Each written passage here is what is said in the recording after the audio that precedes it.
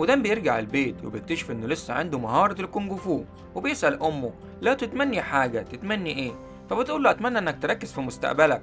بعدها بينادي التنين وبيقول له عايز أحقق الأمنية التانية، فبيقول له قول يا سيدي. فدان بيجري على الشارع وبيحاول يركب التنين عشان يوصل، بس لما التنين بيرفض بيقرروا يركبوا الميكروباص، والتنين بيهرب من الميكروباص عشان زحمة، وبيقول له نركب عربية مخصوص أحسن.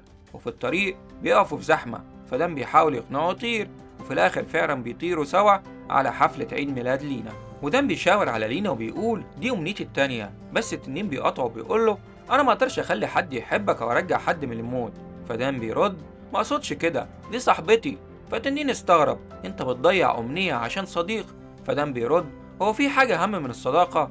فالتنين بيقول له أيوة، كل حاجة أهم من الصداقة. وفي الآخر دان بيقول له أتمنى أكون أمير زي اللي هناك ده لمدة يوم واحد. وبالفعل التنين بيحقق الأمنية وبيخليه أمير ببدلة وساعة رولكس وعربية وكمان مساعد. وفي الوقت ده المجرمين بيعرفوا عنوان دان من محل البدل، ودان بينجح يدخل الحفلة وبيشوف لينا اللي الكل بيحاول يستغلها في الدعاية، وبيرقص معاها لكنها مش فاكراه، وبيحصل إعلان عن حضور أبوها بس للأسف ما بيظهرش. فدان عشان ينقذها من الإحراج بيعمل فقرة كونج فو وبينقذ الموقف.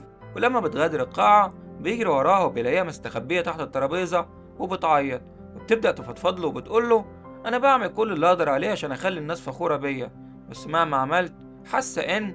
قبل ما تكمل دان بيقول حاسة إن في حاجة ناقصة. بيفضلوا يبصوا لبعض كده بابتسامة لطيفة وهادية، والتنين لونج باصص عليهم من بعيد. بس فجأة بيجي مساعد والدها ومعاه التابلت، وبيظهر أبوها على المكالمة بيقول لها جبتلك هدية، بس بتكون نفس هدية السنة اللي فاتت. وبيلمح دان جنبها وبيسأله عائلتك شغالة في إيه؟ فدان بسرعة بيرد إحنا شغالين في مجال المطاعم. فالراجل بيقول لهم تمام، اتغدوا مع بعض بكرة.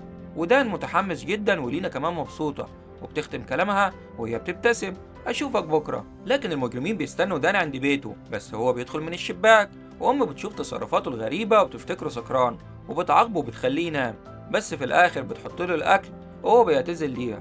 والتنين بيشوف الموقف وبيتأثر. واليوم اللي وراه دان بيروح يقابل لينا، بس تصرفاته بتبقى غريبة بسبب نصايح التنين. المجرمين بيهجموا عليهم، فدان بياخدها ويهرب، وبيدخلوا في المهرجان وبيلبسوا لبس تنين وبيهربوا فوق المبنى. ولونج بيطير بيهم، ولينا بتقول ده أفضل حاجة حصلت في الموعد. وفي الآخر بيقعوا على الأرض وبيضحكوا.